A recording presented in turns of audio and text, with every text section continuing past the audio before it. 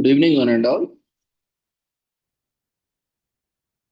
We welcome you all to the International Webinar Series on Holistic Health, Well-being and Sustainable Development 2024, commemorating Azadi Ka Amrit Mahotsav, nation celebrating 76 years of independence and United Nations Sustainable Development Goals 2015 to 2030 as part of awareness and campaigns in collaboration with Sri Holistic Health Foundation India and Sri Research Institute, Center for Art, Sciences and Wellbeing. Before we start our sessions, let's take the blessings of Almighty.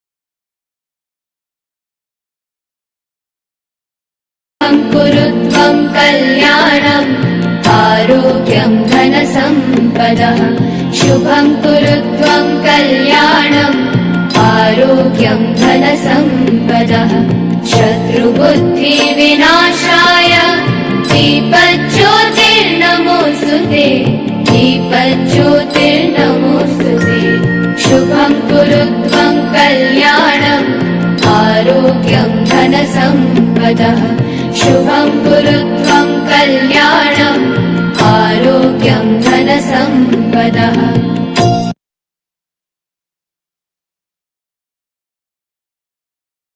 With the blessings of Almighty, we shall continue with today's commemorations. Today, 20th June, we are commemorating World Refugee Day. Then the theme for the 2024 is for a world where refugees are welcome. Refugees need our solidarity now more than ever. Solidarity means keeping our doors open, celebrating their strengths and achievements, and reflecting on the challenges they face. Solidarity with people forced to flee also means finding solutions to their plight, ending conflict, so that they can return home in safety, ensuring they have opportunities to thrive in the communities and they have welcomed them, and providing countries with the resources they need to include and support refugees.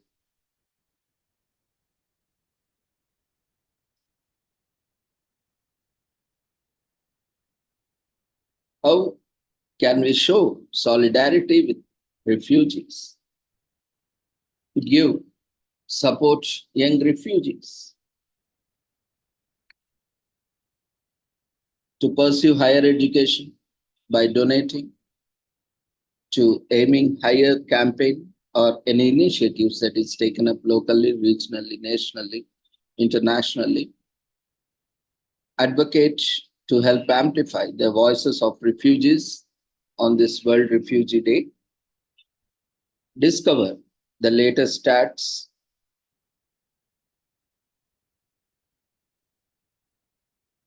and learn how refugees and displaced people are being impacted by the climate crisis and taking action in communities.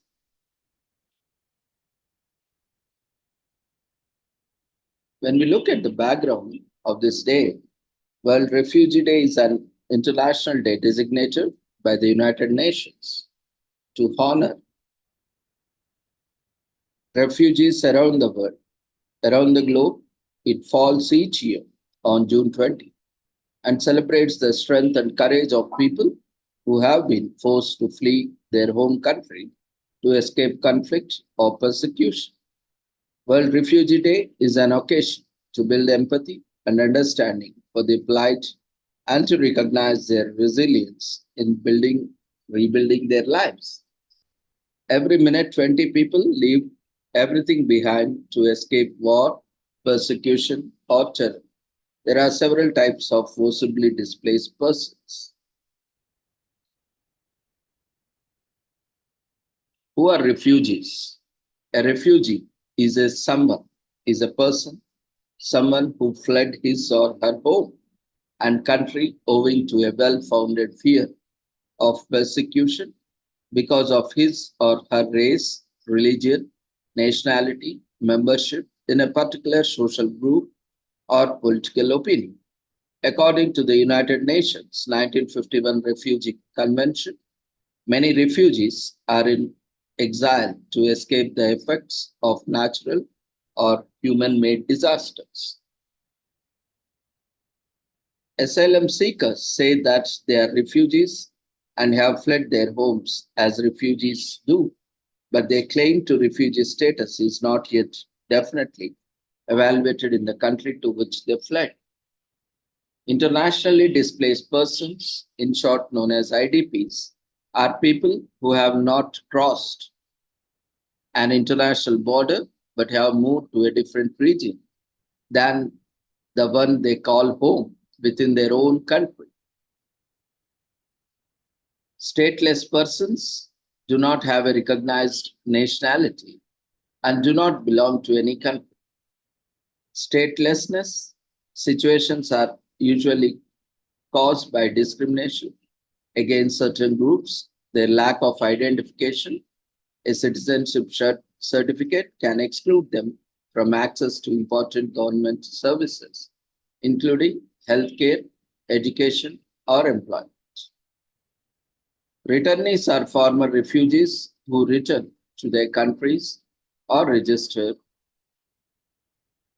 or regions of origin after the time in exile.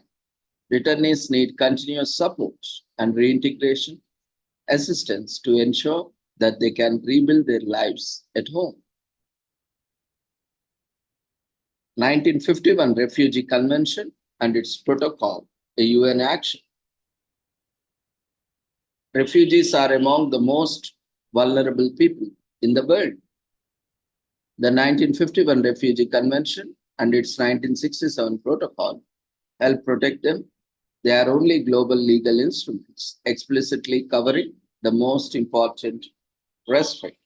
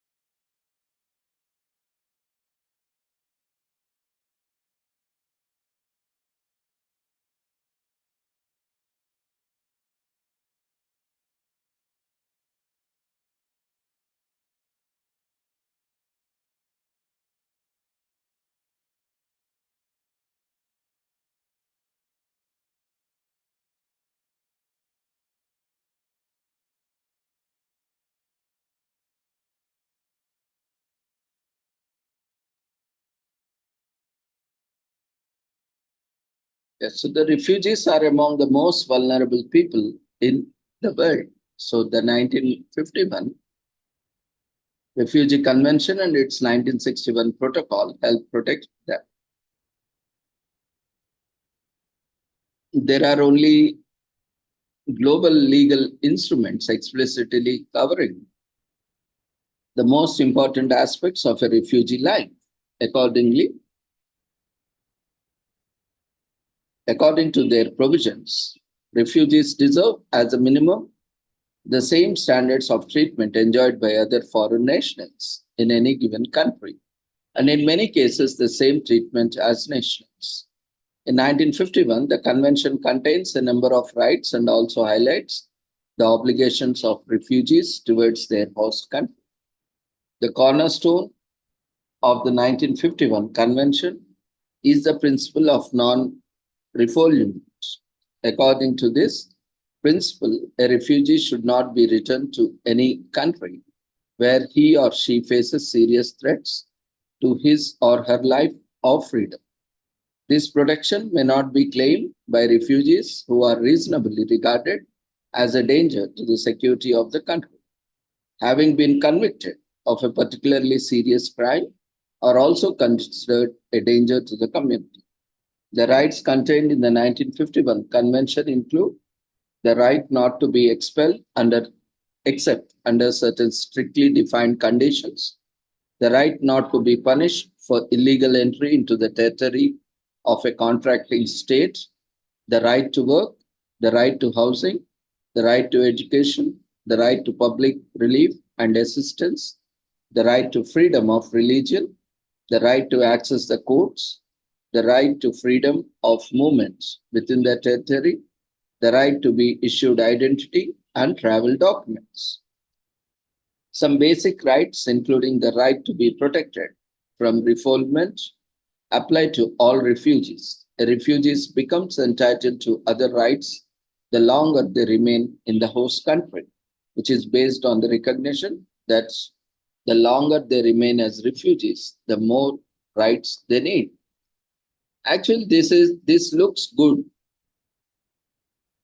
on paper, but in many countries, especially underdeveloping countries, poor countries, they are already struggling with so many challenges. They are not able to feed their citizens properly. We can see there are civil wars happening around the year or most of the time. There are lack of resources, but there is a huge employment, and the cost of living has gone high, very high, in spite of no development that is happening. A lot of issues, challenges are there, and we all know there are limited resources, limited land, limited water, limited housing facilities. Even today, you just take, even in India, there are many homeless peoples. There are many crores of people who do not have their own homes. They are living in rented homes, and some do not have even rented homes also. They sleep on roads, roadsides, on parks. No, there are a lot of challenges. It's not as easy as it is written or it is mentioned in the document.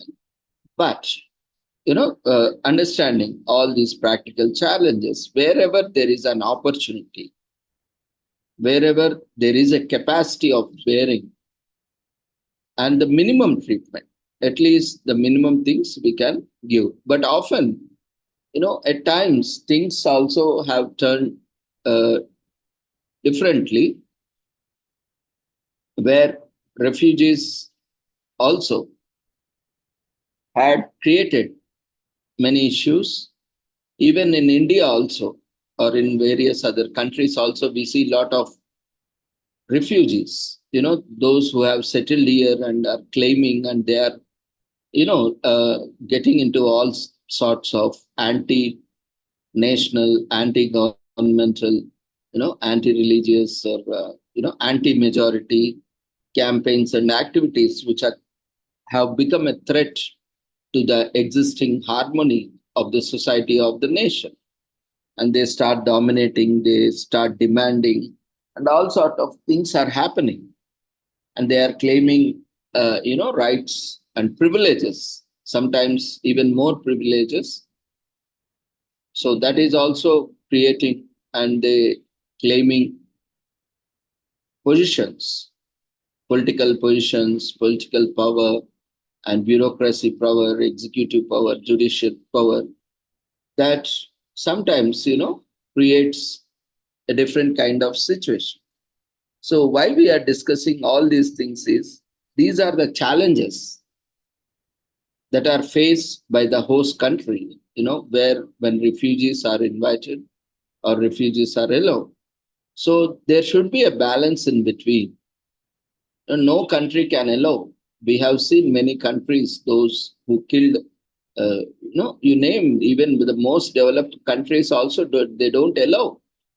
Many times they have killed many people at the borders, especially refugees. Those who call themselves the most peaceful nations have also killed people on borders. They did not allow, they fired them, they injured them to protect themselves from immigrants or refugees.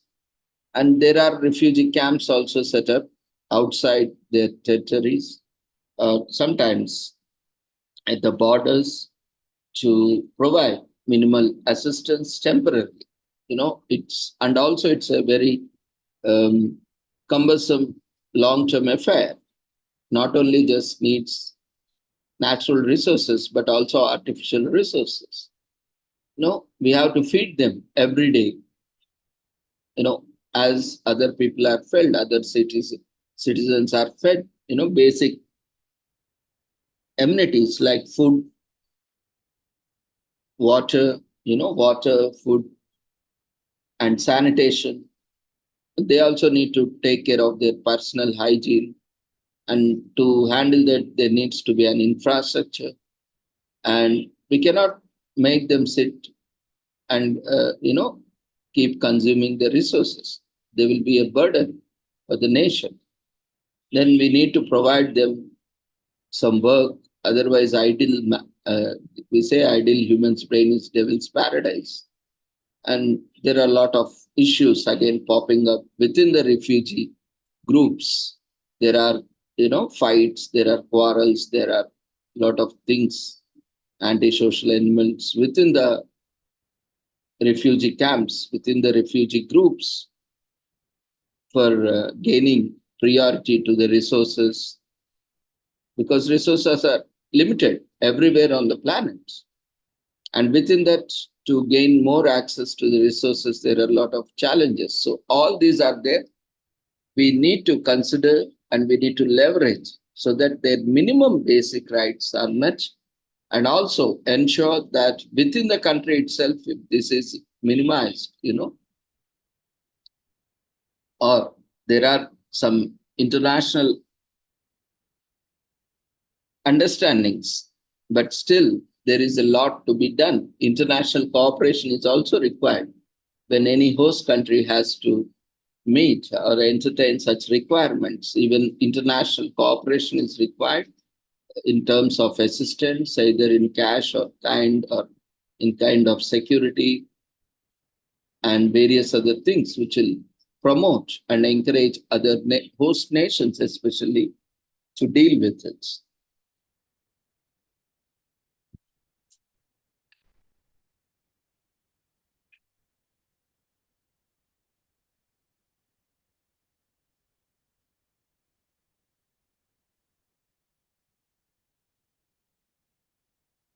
So UNHCR is a UN refugee agency which is on the ground with the communities and have always been. So they are working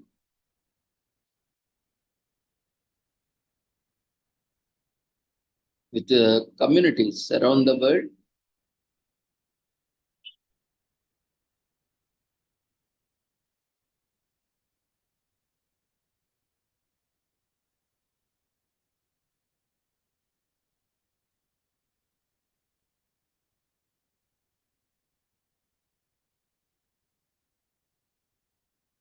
As World Refugee Day is a day designated by the United Nations to honor refugees around the globe shines a light on the rights, needs, and dreams of those forced to flee. So refugees need our solidarity now more than ever. And solidarity means keeping our doors open, celebrating their strengths and achievements, and reflecting on the challenges they face. Solidarity with people forced to flee also means finding solutions to their plight ending conflicts so that they can return home in safety, ensuring they have opportunities to thrive in communities and they have welcomed them and providing countries with resources they need to include and support refugees.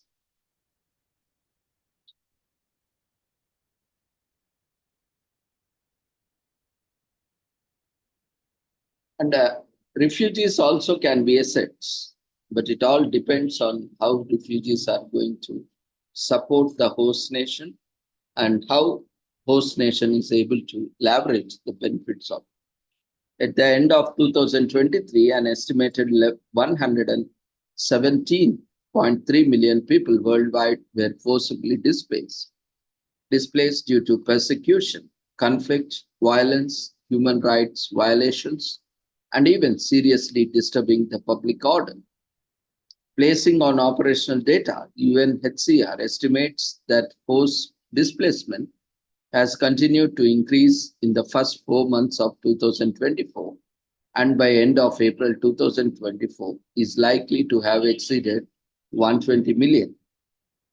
The increase to 117.3 million at the end of 2023 constitutes a rise of 8% of 8.8 million people compared to the end of 2022 and continues a series of year-on-year increases over the last 12 years.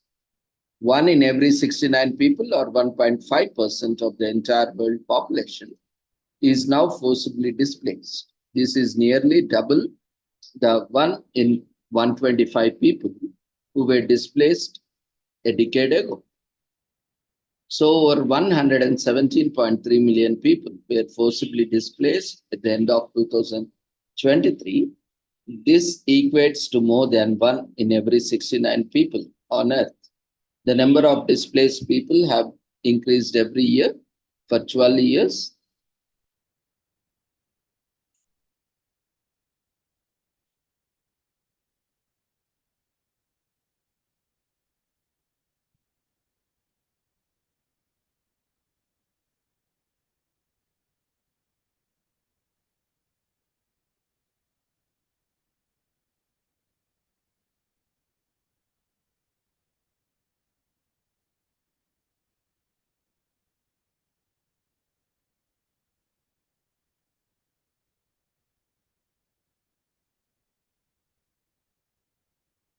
And UNHCR, which is an UN refugee agency, which is a global organization dedicated to saving lives, protecting rights, and building a better future for people forced to flee their homes because of conflict and persecution.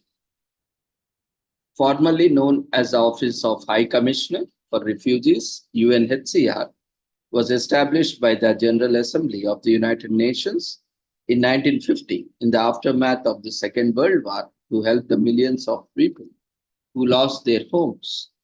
Today, UNCHR works in 135 countries. We provide life-saving assistance, includes shelter, food, water, and medical care for people forced to flee conflict and persecution, many of whom have nobody left to rebuild their lives. Long term, they work with countries to improve and monitor refugees and asylum laws and policies ensuring human rights are upheld. In everything they do, UNHCR considers refugees and those forced to flee as partners, putting those affected by a center of planning and decision making. For 73 years, UNHCR has been safeguarding the rights of refugees, and they are the world's leading organization protecting those forced to flee, present in 135 countries. At least 107 17.3 million people around the world are forcibly displaced.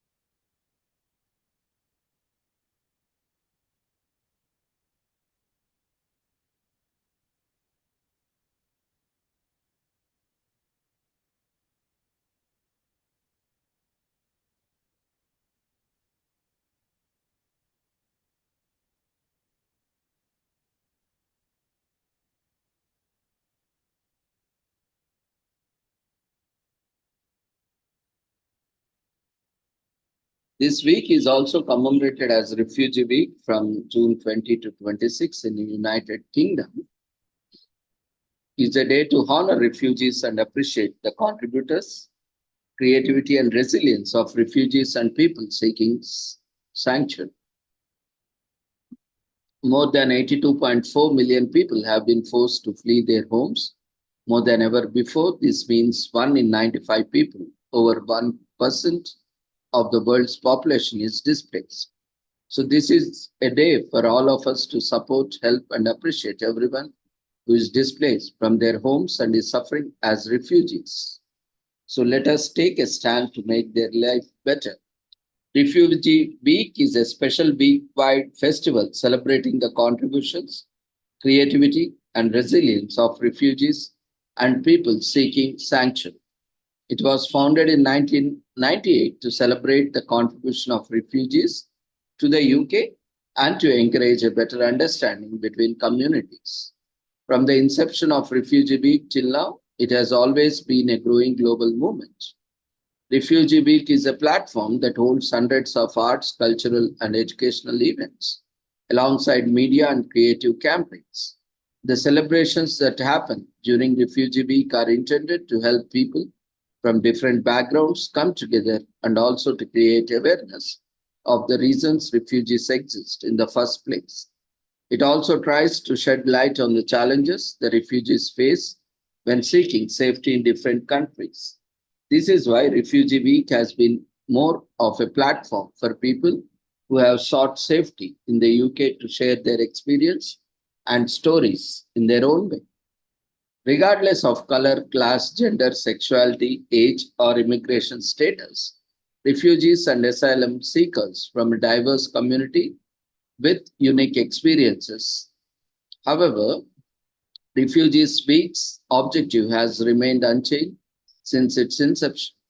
Refugees and asylum seekers must be able to live safely within inclusive and resilient communities where they can continue to contribute.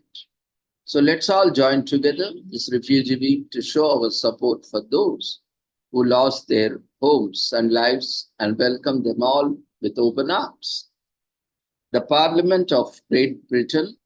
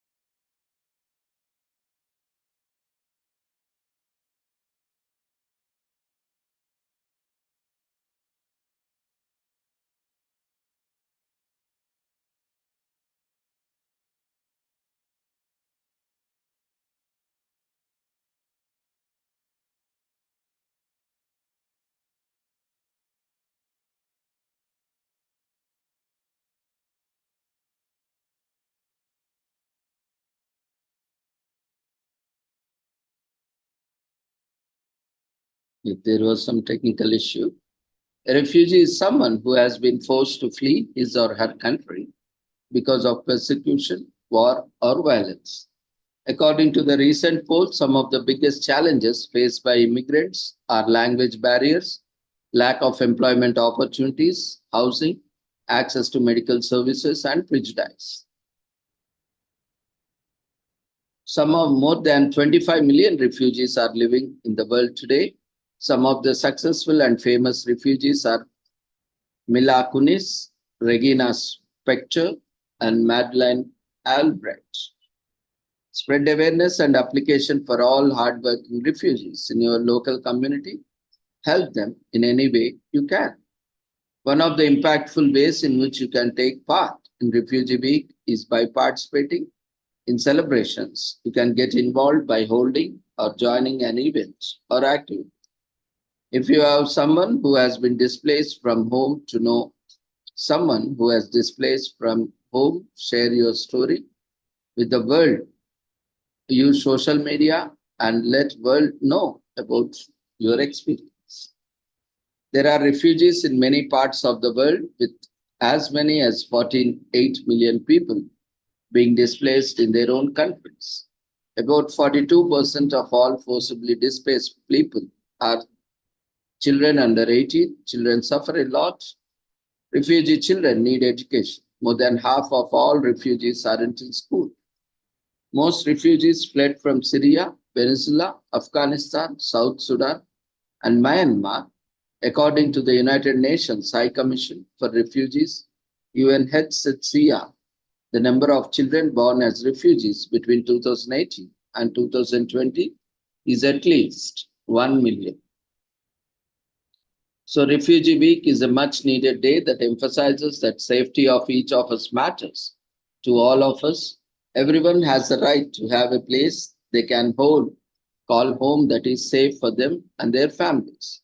Refugees Week is an open platform, most of the festival that welcomes a wide range of responses suited to many different contexts. The organization aims to make its activities and more inclusive. We can all accept the arts and culture and help see migration and displacement different. So creating connections across differences and taking the experiences of refugees helps us live the better together.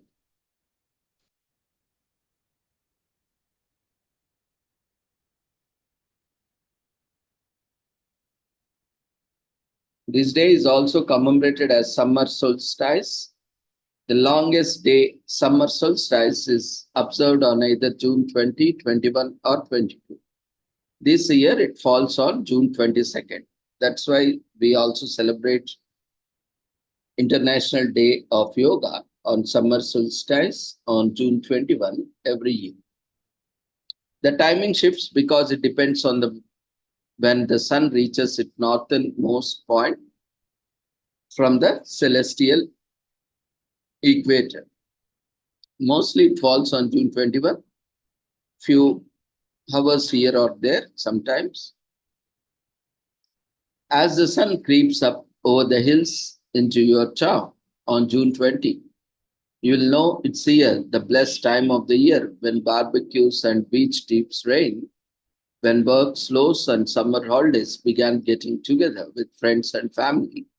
Just thinking about it likely brings up smell of fresh cut grass and taste of cold lemonade. Summer solstice, also known as the first day of summer, has arrived. It signals the start of astronomical cycles.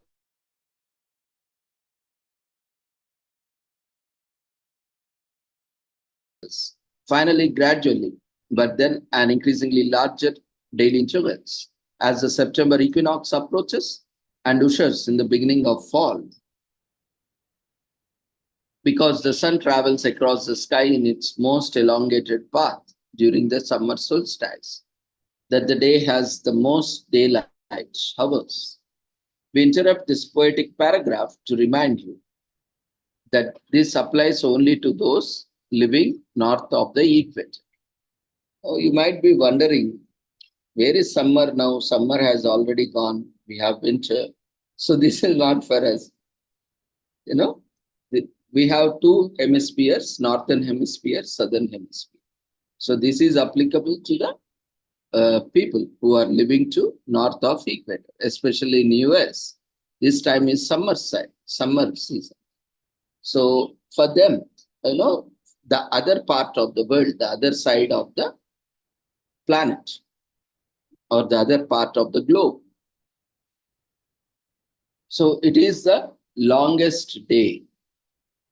People have celebrated this day for thousands of years. Some of the earliest party animals were the ancient Mesopotamians, Celtic Druids, Chinese and Egyptians, and all of these cultures had their own ways of celebrating that make even our craziest backyard barbecues look tame. When was the last time you had a multi-story bonfire and danced around it? That's what we thought. But cultures have a good reason to celebrate since ancient times, right up until today. Hope last Sankranti, in January, that is Pongal, we had this bonfire, right? And even at the time of Holi, Holika Dahan, at that time we have this, bonfires especially. It is the longest day of the year, so enjoy. The day of the summer solstice, which occurs when the sun is at the farthest distance point from the equator, is also the day that is considered to be the longest of the year. Since the Neolithic era, this day has been observed as the summer solstice, also known as summer midpoint. In the Neolithic cultures of Northern and Central Europe, the dates of crop circles were associated with the summer solstice. People in Celtic, Slavic, and German cultures traditionally celebrated it by lighting bonfires to bolster the sun's vigor for the duration of the crop season and ensure a healthy harvest. Numerous Neolithic stone circles appear to have been constructed around the sun's movement at solstices. However, because there are no written accounts from this time period, determining the exact purpose of these rock edifices is difficult. On the other hand, the stones appear to be carefully positioned to align with the sun's movements, framing solar motion on the summer and winter solstices. Stones at specific solstice axes were even hammer stones to frame the sunrise. For those standing in the center of the circle, this suggests that alignment of the stones with sun's motions was intentional. The summer solstice was regarded as a significant cultural event in many ancient communities. In ancient Egypt, June solstice helped the Egyptian tribes predict the annual flooding, as this day corresponded to the rise of the Nile River. They used this day as a marker to schedule their planting and harvest of crops. Different tribes and religions around the world also observe June solstice in a cultural and faith-based traditions. In Northern Europe, they refer to it as midsummer, while other neo-pagan religions such as Wiccans refer to it as Litha. Christians and Catholics use this day to commemorate St. John's Day in observance of John the Baptist's birthday. On the other hand, ancient Romans counted the days leading up to June solstice for the celebration of Vestalia, a religious festival to honor Vesta, the goddesses of the hearth. So every religion almost celebrates this day. In modern times, June solstice marks 1 month countdown to the Olympic Games opening. This was based on the ancient Greek calendars where summer solstice marked the beginning of the year. There is a belief that the distinctive stone circle at Stonehenge determines the precise time of the summer solstice in June, around 2500 BC. The first sundial ancient Egyptians developed the shadow clock, a portable gadget that monitors time throughout the day, around 1500 BC in the West. According to Pliny, a Roman Pliny, a Roman author, naturalist, and national philosopher, the first record of the sundial being in Rome dates back to 293 BC. And the pocket sundial, the forerunner of the pocket watch, becomes very popular during this period in 17th century. So every country or civilization has its own history of sundials. Even India has the most oldest ancient sundials.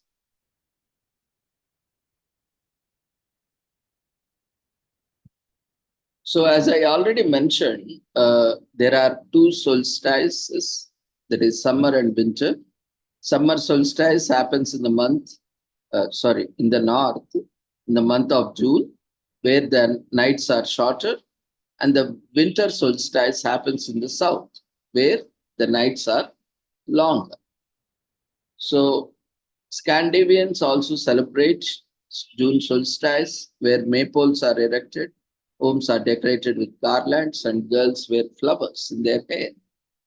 The summer solstice marks the official start of summer in many parts of the world, which could positively impact health in the form of greater sleep and a happier disposition.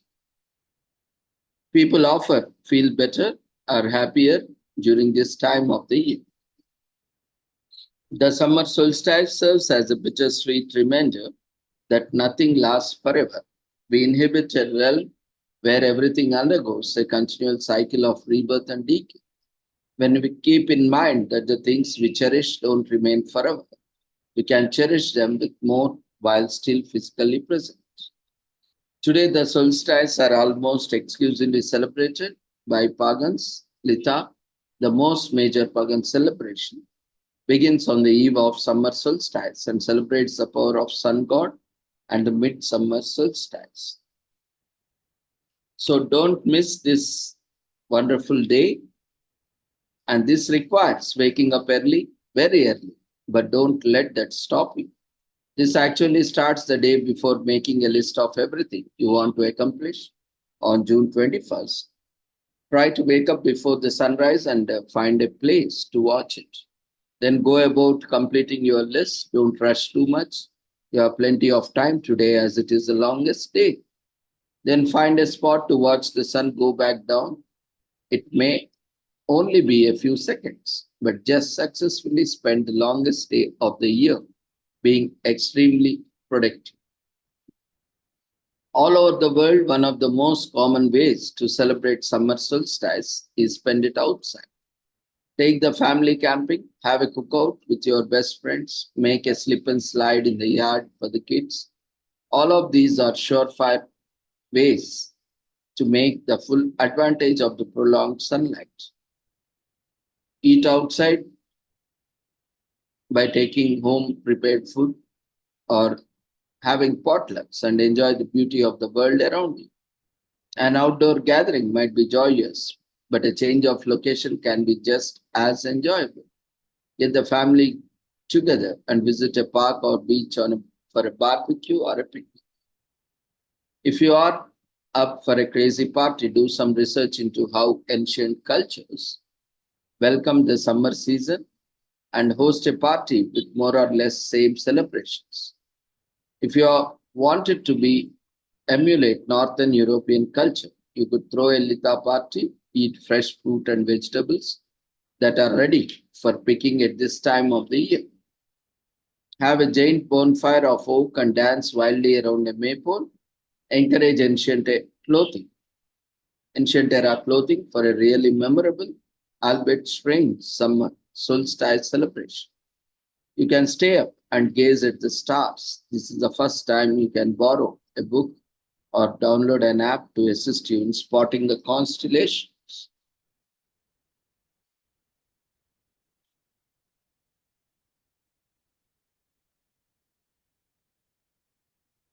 So schools out, and for many business, summer also marks a slowdown period. Perhaps we leave the office a little earlier, or our schedules aren't packed quite as full with meetings.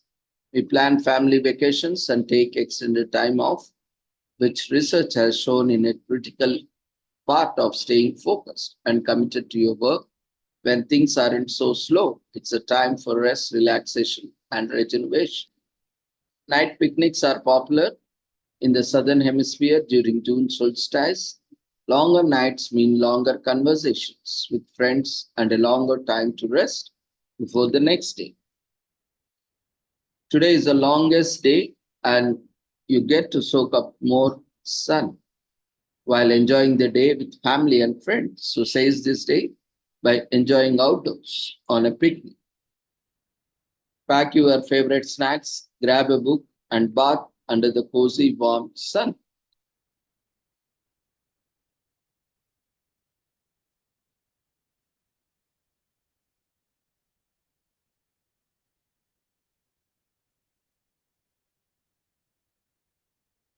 Today is also commemorated as World Tapas Day.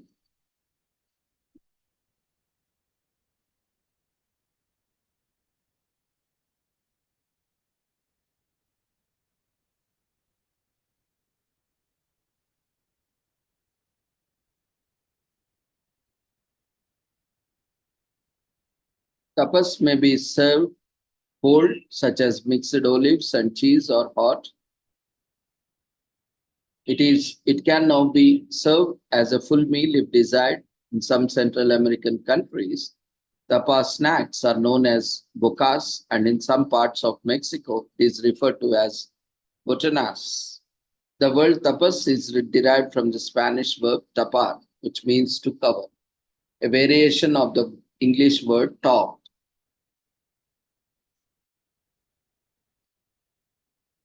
In Spain, before the 19th century, tapas were served in posadas, albergues, or borbigas, which offered meals and rooms to travelers. Because few innkeepers and travelers could read and write, samples of the dishes were made available by innkeepers on tapa, which is a Spanish word for pot cover.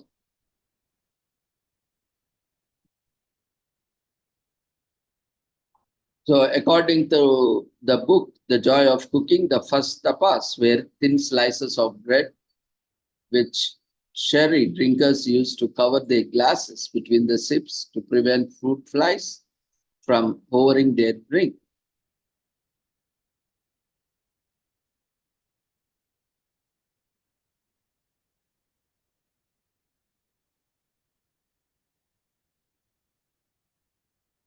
Today is also commemorated as World Productivity Day in US.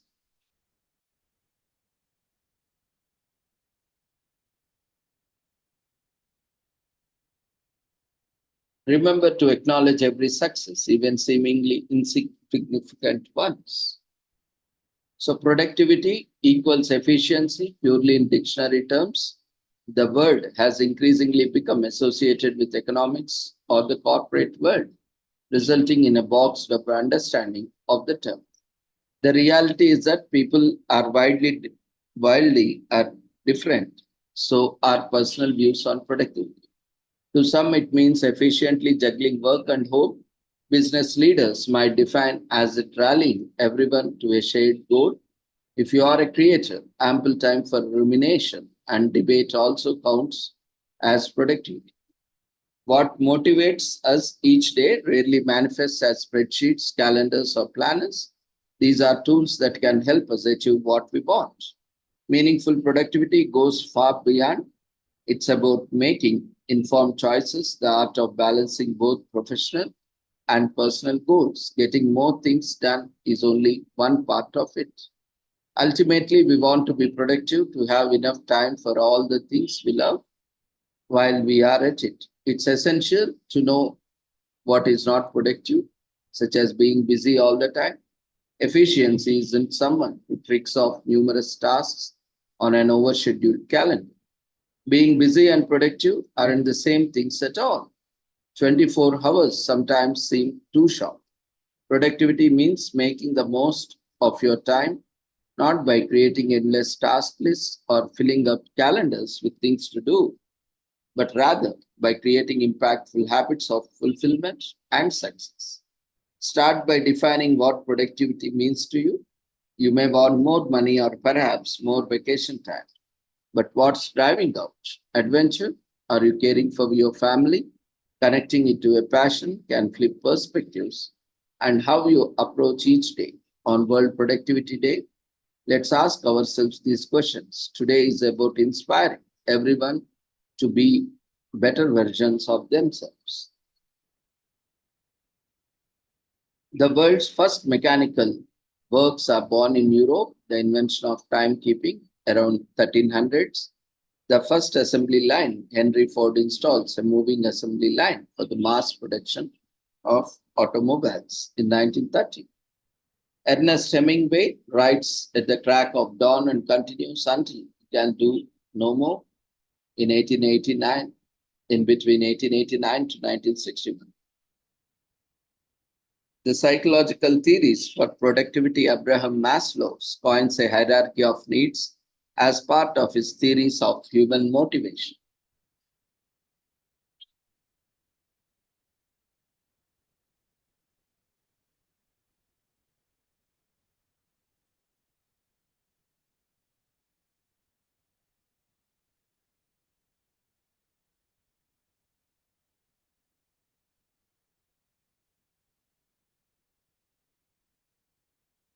Productivity means accomplishing tasks at a steady pace each day. Contrary to perception, it doesn't mean completing multiple tasks at breakneck speed.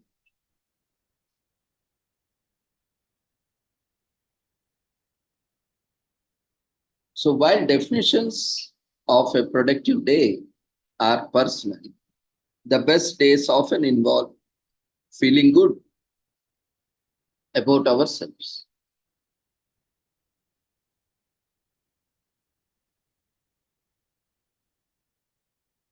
An ideal could mean a work or achievement or crushing personal goals. It could also mean realizing just how much you are grown as a person. How can a student be productive all day? If you are feeling stuck on schoolwork, ask for help. It is also a good idea to prioritize tasks, plan them, and check them off one by one. Remember to reduce screen time and get enough sleep. Workout. The most productive people never skip a workout. That big promotion or project isn't much use if your body giving up on you. Exercise helps us energize and focus those on activity that you enjoy and just get started. Chronic procrastinators put off difficult tasks till the last minute, which means late nights or working weekends. Start by completing what you dread most. The rest of the day or week only gets better from it. Today is a good day to discover what or who inspires you. Put up pictures or notes that can serve as daily affirmations. Shifting focus hinders our inner autopilot, meaning learned behaviors that enable us to complete tasks. Studies show that multitasking may lower performance since people are more likely to make errors. Switching between tasks can affect the brain's cognitive process, especially in times of crisis. What seems like excellent productivity on surface is nothing but our brains switching rapidly between the tasks. Multitask can have trouble focusing even when they are not in work. We often fixate on things that need doing instead of all things we have achieved. Today is a perfect for a long overdue personal pat on the back. World's Productivity Day helps us examine what we are doing or what we want to, where we want to go. Whether you are rating to make a new goals or rethinking old ones, today is the best day for it.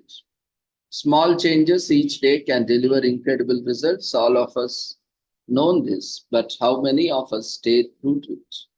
Today we can start over.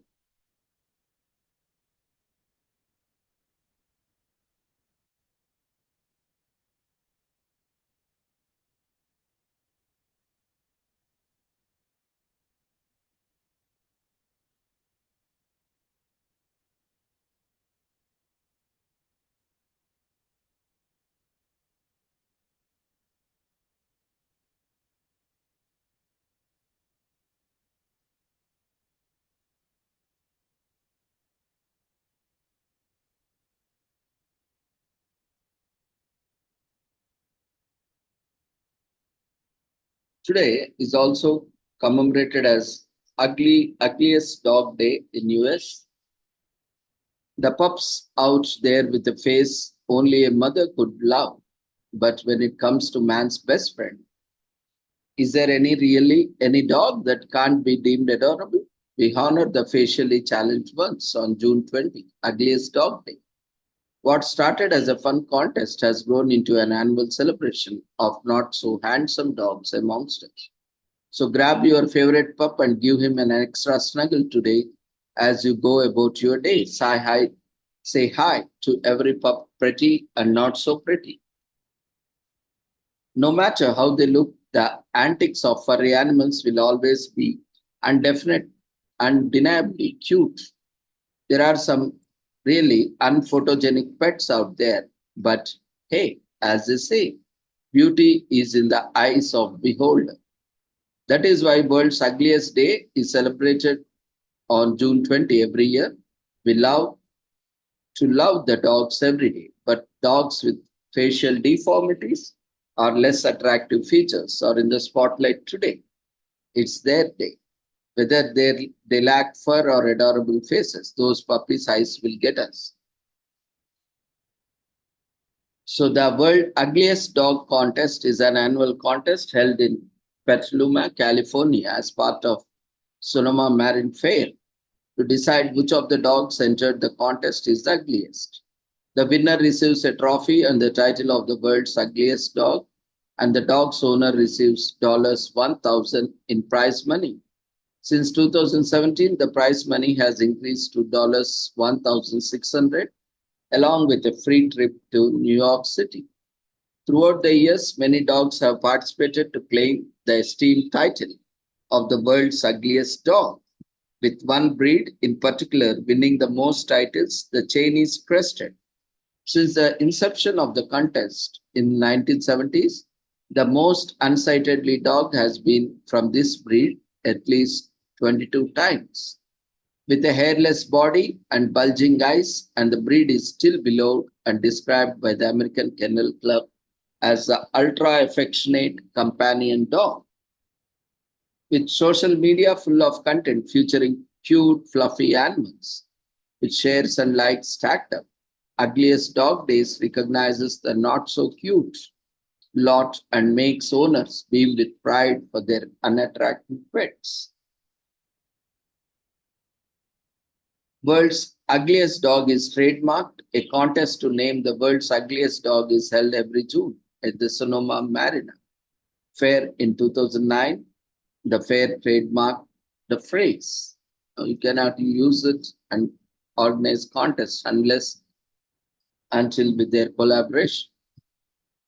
A documentary about ugly dogs produced Burst in Show features the Sonoma Marine Fair's ugliest dog contest. So you can watch this documentary, Burst in Show. World's Ugliest Dogs was published in honor of 25th anniversary of the Ugly Dog Contest. A book documenting ugly dogs was published in 2013. The prize was raised to $1,600, a trophy, and a free trip to New York City from your place from 2017. Think your dog has what it takes to be the ugliest. Then keep up with the tradition and participate in the world's ugliest dog contest. Who knows? You may have the winner. Other traditions include celebrating your ugly pooch and showering them with love and affection. Show them off on social media and stand out in the sea of cute pictures of cats and dogs. Share the beauty of breeds and encourage others to adopt an ugly dog of their own.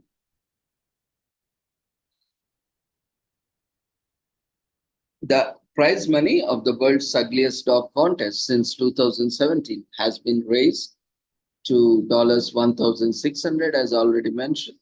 The number of attendees at the contest during the fair each year is around 20,000 to 30,000. The year when the contest celebrated its 25th anniversary was in 2013, The number of times the winner has been a Chinese crested breed was 22 times. The most world's ugliest dog titles won in history by a dog named Rascal was 8 times. So a pooch named Scamp the Tramp won the 2019 World Ugliest Dog Contest, beating out a field of 18 other four-legged contestants. Scamp the Tramp is the current reigning champion of the Ugliest Dog Contest. Scamp the Tramp is an unknown breed with beady eyes, no teeth, and short, stubby legs. So raise money for the homeless pets, share dog images, ugly or not. Hold your own dog contest. Ugly or adorable, celebrate the dog in and your friends' lives. Be it a dog fashion show, obstacle course race, or best trick competition, use June 20 to have a pet party and show off the awesomeness of your dog. Your dog is as smart as a 2-year-old perpetual toddler, no matter how much age it is. Dogs only have sweat glands in their paws, so no deodorant necessary. Just clean the paws and they are free from smell. Contrary to popular beliefs, dogs are not colorblind. According to the poll, about 45% of the Americans sleep with their dogs having swim teams. So dogs are loving, loyal creatures. They don't care how their humans look. So why should we care about them perhaps less than perfect features? It celebrates what's inside, not outside. The beauty has to be in your heart, not on your face. Unfortunately, dogs that may be considered not so cute often have a harder time being adopted. Remember your local pet shelter on Ugliest Dog Day with a donation of money or pet supplies. It brings awareness to homeless pets. It's a chance to brag about your famous, fabulous dog, cute and cuddly, or unappealing and smelly. Dog owners aren't bothered and truly believe their dog is the best show ever. Show off your dog and give Fido some extra loving today with a special day devoted just to the two of you.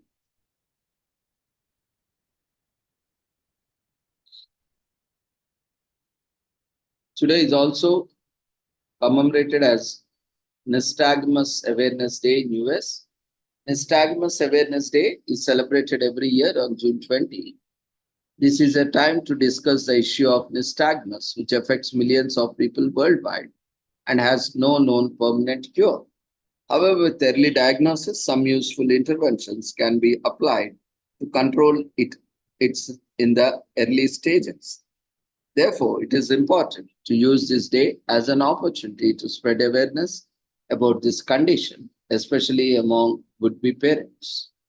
Nystagmus Awareness Day is the initiative of UK-based Nystagmus Network, which operates as a charity. The organization mainly funds research on nystagmus, and the commemoration of the International Day helps to bring world's attention to this condition. The main purpose of holding this day is to conduct various talks and seminars to increase people, professionals, and doctors' awareness so that they can identify nystagmus in the early stages. Several other events are also held to raise funds for various research activities and support programs for children and other people affected by this condition. The first experience was highly successful, which motivated the Nystagmus Network to make it a regular feature on their annual calendar and follow it up with more educational material, newsletters, and videos. There have been cases where medication has been brought some relief to people with nystagmus. However, surgery is the most common mode of treatment in nystagmus. In severe nystagmus cases, people can have trouble reading due to inability of the eye to focus. If you notice a child constantly tilting their head while reading, it might be the sign of nystagmus. Get them checked by a doctor as soon as possible. You can organize a fundraiser by setting up an event at your school or workplace. There are many ideas that can experiment with such a having bake sale or a concert or even a small scale sporting event. You can donate the proceeds to the local eye clinic or research institute to show your commitment to the treatment of nystagmus. You can collaborate your peers with other community organizations to share resources for their fundraising events. Find out if there exists any advocacy group in your community that works for the well-being of the people. Thus, with nystagmus. If not, you can set up your own by reaching out to families of people with nystagmus and even talking to eye specialists in your area who are familiar with the issues and challenges that people with nystagmus have to face daily. In this way, you can contribute to raising awareness about the nystagmus in your community. Create a peer support network. Often people with nystagmus and their families find themselves completely lost and helpless because they don't have anyone to share their problems with. You can help to solve this problem by creating a peer support network composed of people with nystagmus and their carriers. This can be an online forum, or you could organize monthly meetups at a community center or at one of the members' homes. Compared with eye disorders acquired later in life, congenital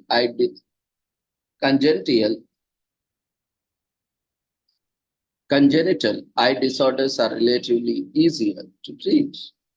Some patients acquire eye disorders due to side effects of some strong medications and drugs. Some eye disorders are more prevalent among certain ethnicities than others. Eye color has nothing to do with the frequency of disorders. In some cases, eye and vision disorders could be a sign of more serious neurological disorder. Nystagmus may even be caused by extreme and prolonged periods of sleep deficiency. So, International Nystagmus Day is a good opportunity to develop social responsibility and become an active member of the community. By working with different community organizations and professionals, you will also learn how to engage with society for an important cause and contribute towards solving common yet important social issues. Many people continue to live with different types of medical conditions simply because there are not enough funds to explore a treatment or to understand what causes the condition. Nystagmus is one of them. By taking part in different fundraising activities on International Nystagmus Day, you can play a valuable role in generating funds through which scientists can find a lasting cure and treatment for nystagmus in people of all ages. So, living with the medical condition can be challenging for the individual as well as their family who has to take care of. Therefore, on days like International Nystagmus Day, you can reach out to these families, talk to them about their experiences and issues they face, and provide them the emotional support that they need. In some cases, this can give them renewed hope and engagement. Today is also commemorated as National Yard Games Day in US on the first day of summer, equivalent to summer solstice, which falls on 20th this year. It is a day to have lots of fun with friends, not an expensive venue, but in your yard. Adults and youngsters gather in yards and play fun games, especially devised for the day's celebration. A list of 10 fun games is released to be played or experimented with on the day, which fuels people's excitement about the day. In 2021, the Tailgating Challenges President Luke Lowry decided to revive people's love for yard games by creating a national day for it. National Yard Games Day has only been celebrated once, but the success of this day celebration has made the forthcoming months an anticipated event. This is corroborated by the countdown of the Tailgating Challenge website, showing the number of days, minutes, and even seconds remaining to the first day of summer. The day yard games dominate American yards. There are numerous kinds of yard games available for players, from those that test players' precision to the those that test endurance. All yard games have one thing in common. They are fun to play and bring friends and families together. Yard games have been around for hundreds of years. Cornhole, horsehole, ladder toss, bowls, and many others are some examples of available yard games. Some of these games have survived for centuries and, in one case, for millennia of human history.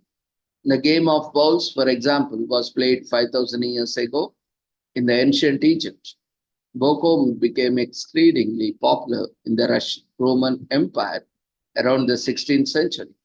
The classical game of cornhole, which is an iconic to the National Yard Games Day celebration, evolved from earlier game described in 1883. And although some reports suggest that it has been around as far back as 14th century, in German, the 1883 game more fittingly matches cornhole's modern version. So to celebrate National Yard Games Day, the Tailgating Challenge releases a list of 10 fun yard games for people to play. In 2021, Tic Tac Toe, a hybrid of the yard games Cornhole and Tic Tac Toe, was named the #1 game for the year's celebration. You can't wait for the organization's game list for this year's celebration. You can pick up any games. So some of the earliest yard games stand out among others are horseshoes, bossy, and more recently cornhole are some of the most popular yard games. Games which are played on grass are horseshoe, throwing games, lawn darts, etc. The oldest lawn games are bossy and a form of bowls both depicted in ancient Egyptian engravings.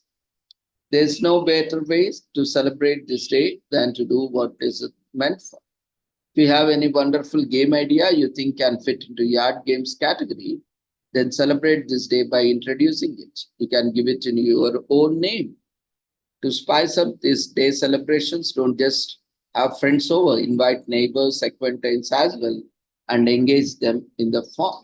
In the fun. The yard game was originally known as parlor quoits, the original name.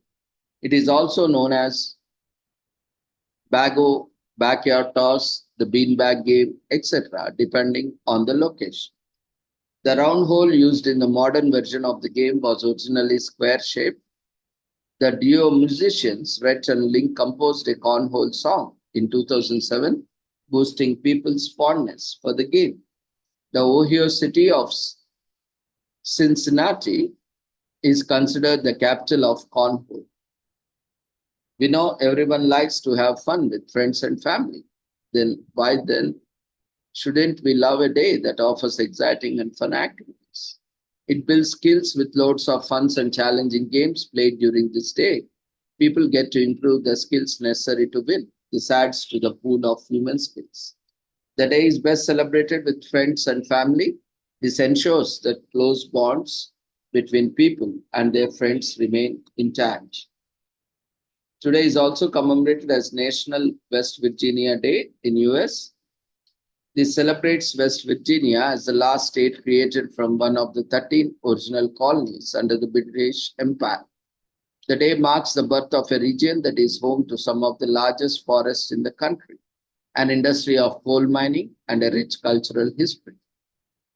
Yes, there is so much that West Virginia has that its residents can be proud of. This West Virginia Day step out and explore the beauty and history of the state. Most importantly, let your infectious energy inspire others to celebrate too. West Virginia has vast, beautiful landscapes with three popular mountain ridges, namely Allegheny, Appalachian, and the Blue Ridge Mountains. West Virginia is the largest producer of coal east of Mississippi River. The state has deep cultural roots and heritage from its native ancestors. Today is also commemorated as National Vanilla Milkshake Day in US. It's all about celebrating the original vanilla milkshake. It's made by blending milk, ice cream, and the vanilla flavoring for a classic style beverage. Vanilla is actually native to central Mexico and it is only fruit bearing member of the orchid family. The first people that used the fruit of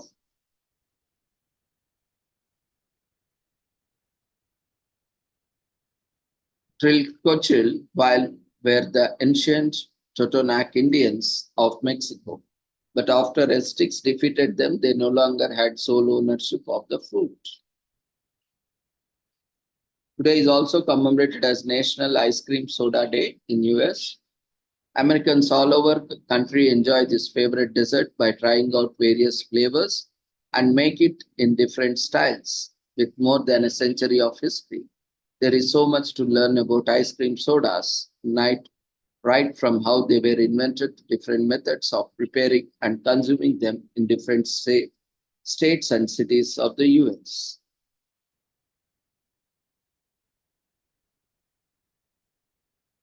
As with most inventions, ice cream soda was created unintentionally by the coming together of ice cream and soda. Thus, the ice cream soda was born. Today is also commemorated as National Hike with a Jeep Day in US. The purpose of this day is to promote healthy activity in people who otherwise work in sedentary jobs throughout the year, such as IT professionals, accountants, and so forth. Even going on a hiking trip once a year can encourage people to make physical activity and exercise a part of their daily routine. Today is also commemorated as National Celluma Light Therapy Day in US. This day is intended to highlight and create awareness about the benefits of light therapy. It is a non-toxic and non-intrusive alternative to prescription medicines and invasive surgery. People who have never heard of light treatment and those looking for an alternative to medication or surgery should take note of this day. Celluma has been used for years by US military veterans as an alternative to prescribed drugs. People from all around the world can now make use of powerful healing light energy of Celluma light therapy. Celluma was founded on the principle that everyone should have access to myriad health benefits provided by low-level light therapy, which have been discovered through scientific research. This principle served as a primary motivating factor for the development of Celluma brand. Celluma is a well-known and respected brand that is produced in the state of California, where the company also has its headquarters. After that, it is shipped to many countries across the world. The FDA has given its approval for the use of series of wellness devices that make up Celluma light therapy. These devices can be used to treat a range of health and wellness issues, including acne, hair restoration, and fine lines and wrinkles. Celluma devices have received FDA approval for the treatment of musculoskeletal diseases such as arthritic pain, muscle discomfort, and joint pain, as well as for the enhancement of microcirculation. Pain can be experienced in the muscles, joints, and or ligaments with one has one of these illnesses. Today is also commemorated as Martyrs' Day in Eritrea, which is also known as Maltese Siwat in the Tigrinya language. Celebrated on June 20 every year, it is a day of remembrance for those perished in the war while fighting for freedom between 1961 and 1990. Eritrea has been a colony of Italy since 1890, but during the Second World War, Britain annexed the land from Italy. Then in 1949, Britain administered Eritrea as a United Nations Trust territory. An uprising of the Eritreans who were fed up with the current system began in 1961, signaling the start of war independence, which was finally achieved in 1990. Today is also commemorated as Going Aman Day in US, made with simple recipe of flour, butter, and sugar.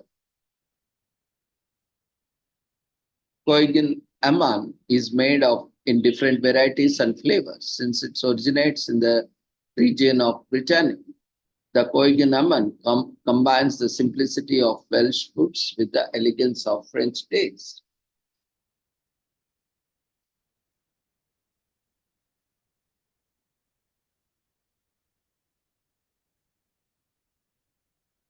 While the natural buttery flavor is the best, you can add coffee, cocoa, caramel, and almond to create varieties of flavors.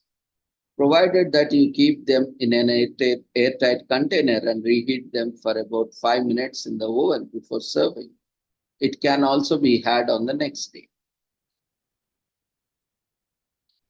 Croissant pastry dough is made by adding milk to the mixture so that you should prepare Kogan almond dough separately without adding any milk. So try making one yourself. Kogan almond is a very easy to make. If you are using a basic recipe, you only need flour, butter, and sugar. To start, you need to prepare a nice dough and with a good amount of yeast. Then you simply roll in the butter and keep applying more. The more you do this, the flakier and fluffier your pastry becomes. There are many interesting videos and online tutorials you can follow to prepare delicious Kong Aman. Proportions of sugar and butter make different types of pastries. Most of the pastries that are known today have originated in France, the birthplace of pastries. Pastries can be made with different types of fillings such as cream, fruit, or chocolate. The authentic taste of any pastry is attributed to the butter, which depends on how much salt is added to it, the type of grass the cows that it came from fed on it, and etc. French pirates are often credited with taking the Kogan almond to other parts of Europe, especially in the 18th century.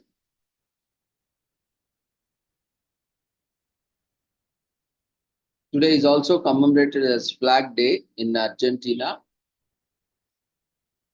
Argentinians celebrate El Día de la Bandera Nacional, that is National Flag Day, and mourn the death of its designer, General Manuel Belgrano. He was one of the most important independence leaders and is credited with the design of Argentine flag. He came up with the design in the location that now occupied the city of Rosario. He sadly passed away on June 20, 1820. On this day, let's celebrate the origins of the flag and the man who designed it. Today is also commemorated as American Eagle Day in US, celebrated as the United Nations national symbol on American Eagle Day. We set aside time to raise awareness about the bald eagle and to preserve the bird's natural habitat. This day is meant to educate others about the bird's importance and to explore ways we can ensure that eagles continue to thrive for decades to come. In 1950s, the bald eagle was at serious risk of becoming extinct. Loss of their natural habitats, hunting, and use of pesticides that damaged their eggs made cost in the population to massively decline. The birds was classified as endangered in the US in 1961.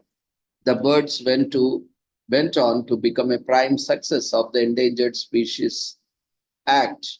The bald eagle began to repopulate and thrive, and in 1995, it was moved from National Endangered Species List to the National List of Threatened Species, a major improvement. As of 2007, the bald eagle is no longer considered threatened and has a healthy population level. National American Eagle Day was launched by the American Eagle Foundation, a tennis organization focused on protecting bald eagles and their fellow birds of prey. Bald eagles like to live near large bodies of water as they mostly eat fish and are known for their beauty and grace. When they soar through the air, they have been known as treasured symbols of the United Nations since 1700s.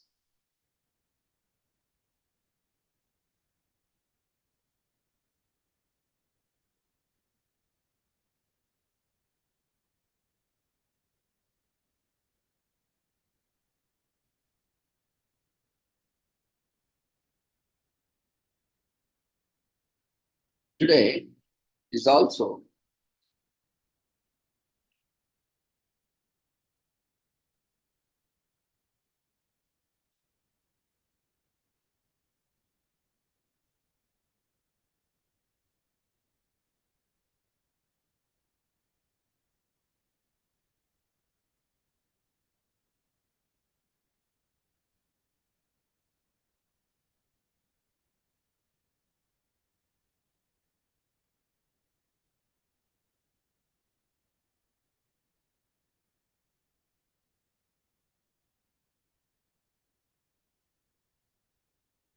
commemorated as National Mosquito Control Awareness Week in US from June 20 to 26.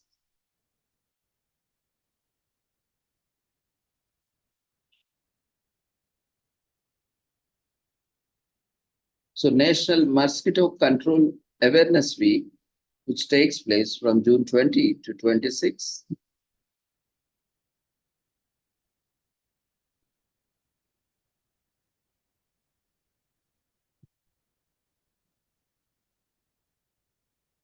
Every year is an event that becomes essential over the years. This is because mosquitoes are the cause of many diseases and can kill if precautions aren't taken. For instance, a disease such as dengue still exists in many developing nations because appropriate measures are yet to be taken by governments. Learn all about mosquitoes by observing National Mosquito Control Awareness Week this year and make sure the kids around you gets involved too. Let's join hands and ensure nation is protected from these tiny blood-sucking insects for years to come. Mosquitoes may seem so small and irrelevant, but they have caused the deaths of thousands in the past few decades. It is important to understand their habitat, the diseases they bring, and how humans can protect themselves. Though mosquitoes are found everywhere now, and they didn't always exist anywhere outside South Africa. At least, this is what scientists believe. From South Africa, mosquitoes spread on to the rest of the world and evolved according to the climate of each region. The oldest mosquito fossil, according to the University of Alaska, is believed to be from 79 million years ago. There are currently about 3,000 known species. Out of these, only 176 species are found in the United States. At least 84 of these are found in Texas alone. Scientists have also revealed that ancient mosquitoes were about 3 times as large as today's mosquitoes. The name too evolved over time. For instance, the Spanish called the mosquitoes as mosquetas, and native Hispanic Americans called them zancudos. From merely being blood-sucking insects, mosquitoes became feared over the years, owing to the many painful diseases caused by their bites. In fact, they can also transmit several diseases and parasites to dogs and horses, including dog heartworms, Eastern equine encephalitis, and West Nile virus. The diseases that can infect humans, which include malaria, dengue, virus, Zika, and West Nile virus. Seeing the spread of disease, many measures were taken to eliminate mosquitoes. A national organization of mosquito control works under the name National Mosquito Extermination Society, was also formed in the US.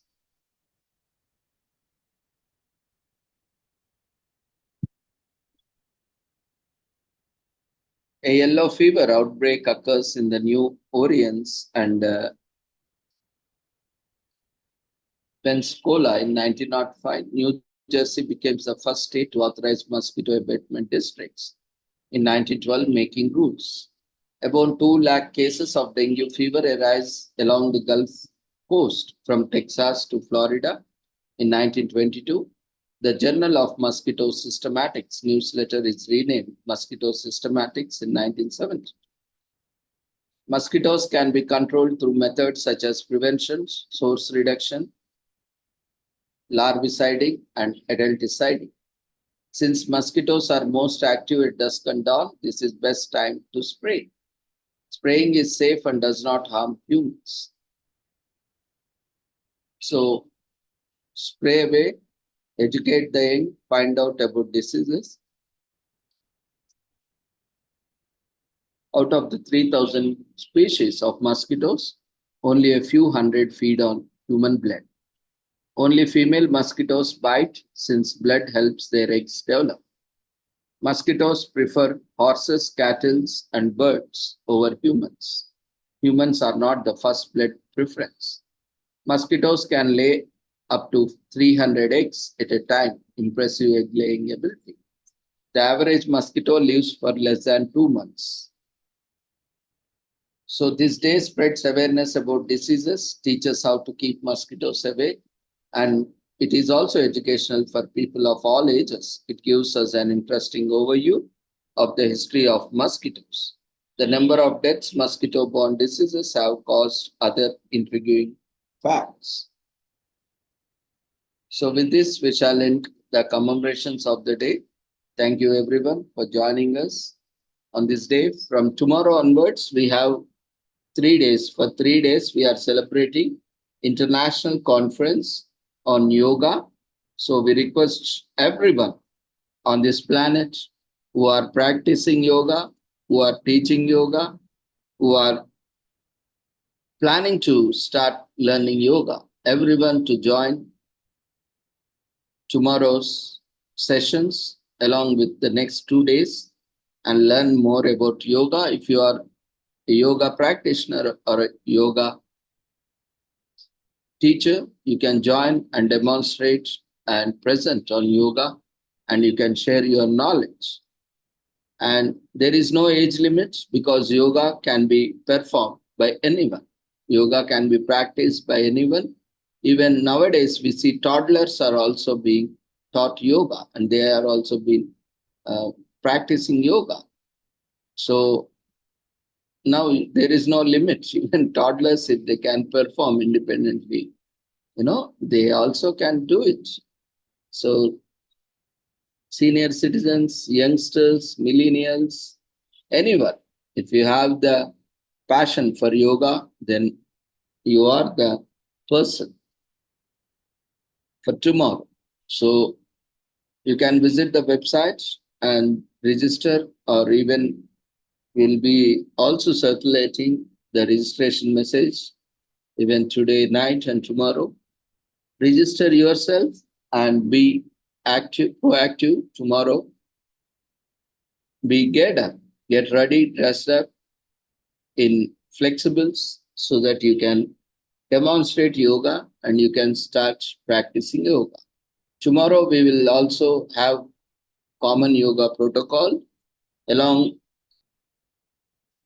we'll have a video that is played which is more convenient. You can make necessary arrangements at your place with a yoga mat or something where you can sit comfortably and you can practice the common yoga protocol. So it is the evening, so kindly ensure that morning you can do it by your own, or even you can do it with the same videos, and evening we'll all do it together. So have light food so that you can enjoy the yoga sessions, and after yoga you can again consume light food before you go to sleep so that you have good sleep and appetites. So thank you everyone. See you all tomorrow at the same time at 6 p.m. with the same link for the international conference on yoga for 3 days. Take care. Good night. Before leaving, quickly fill up the feedback form which has been raised in the form of polls.